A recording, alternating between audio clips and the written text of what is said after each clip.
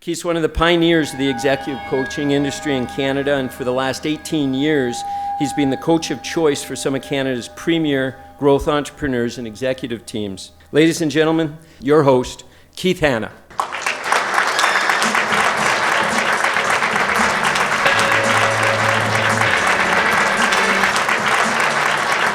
Thank you all for coming today. I've been sort of out of my skin excited for the last couple of days, anticipating being on the stage with you all. I think we know this from being in the coaching industry, is that just like it's a bit of a truism that an employee will quit their manager, there was something very important about the relationship between a team and the supervising leader. There's a ton of smart people in this province, and being smart just isn't enough. We have to get them into the softer side of leadership. And I accidentally learned this when I was 19 years old, and I had my first near-death experience as a climber, and my first is kind of interesting, because I've had more than one. So here, I am 19 years old. I'm 300 meters off the ground, which is twice the height of the Calgary Tower, and I'm stuck on a slab of rock. I've got no handhold at all for this hand, no foothold at all for this foot. This hand is snagged on a little seam of rock. This foot is on two little crystals. I'm looking up, and I see a giant ledge. It's 5 feet above my head. It's just beyond my reach.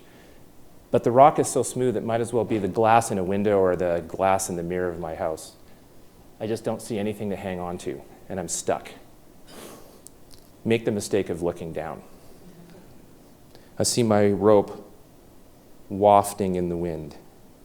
And now I start to panic because I suddenly realize where I am. Twice the height of the Calgary Tower off the ground. I feel beads of sweat starting to slip from this hand, and it's actually sliding off now, and I'm on the verge of getting kind of freaked out. This foot's starting to vibrate, and it's kind of falling off. I'm starting to feel now sweat building up under my fingertips, and this foot's starting to twitch, and I'm about to peel off. So here's my question. If you're on a cliff, whether a real cliff or not, what's the one question that's going to save your life? Now, I stumbled upon this question by accident, but it's actually been the basis of my entire work in the last 18 years. So I'm going to tell you the question that it's not. The question that is not is this question. What happens if I fall? That summer, I had spent the entire summer teaching myself how to rock climb, which it's not something I'd recommend. And my friend Brock and I, we decided to do this. This is the hardest route that we'd ever tried.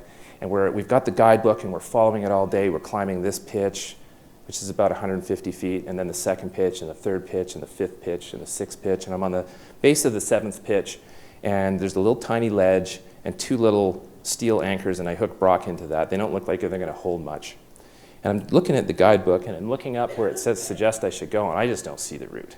I just don't see it at all.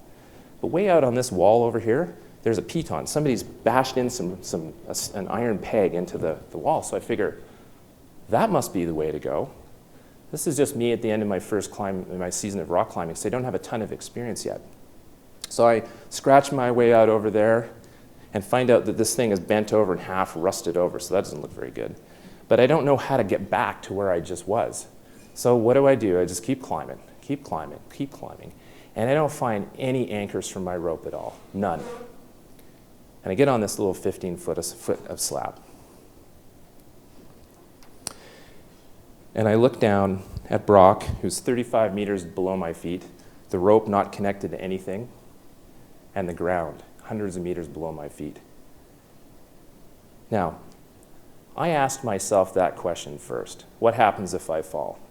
Well, it's a pretty obvious thing at this point. So I'm 35 meters above Brock. I fall that 35 meters. I fall another 35 meters. I have enough momentum to rip him off of the belay, and then the two of us fall to our death. We hit the ground, and we become bags of mush. Not helpful. So anyways, I'm literally about to fall off, and I feel this shift happening. Something comes over me, and suddenly I relax, and my body just chills out. And what I didn't notice at that point, but I now understand, is I asked myself a question. And when I asked myself that question, something leapt from the back of my head to the front of my head. And now I start looking around. And I see just a little bit above my feet, there's 2 more crystals, and I move that foot up. Now I can see, because I'm standing a bit more proud, I can see a little gash here. Now I got 2 hands.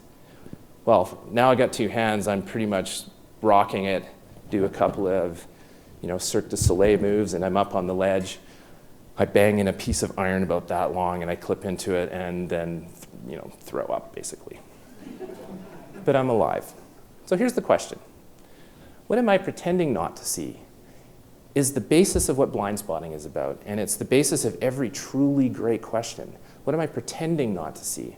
Not just what am I not seeing, but it actually implies that there is something that at a subconscious level I have registered, but it's not in my frontal lobe. And so if you ever get yourself on a cliff, an actual rock climb, and you're about to fall off to your death, this is a good thing to remember, that doubt and fear becomes a barrier for the subconscious things that we do notice and we do know. It becomes a barrier for those things leaping to the front. And so if we ask great questions, we can actually lower that fear and that self-doubt, and we can see things that we didn't see before. And I think this is very relevant in an economy.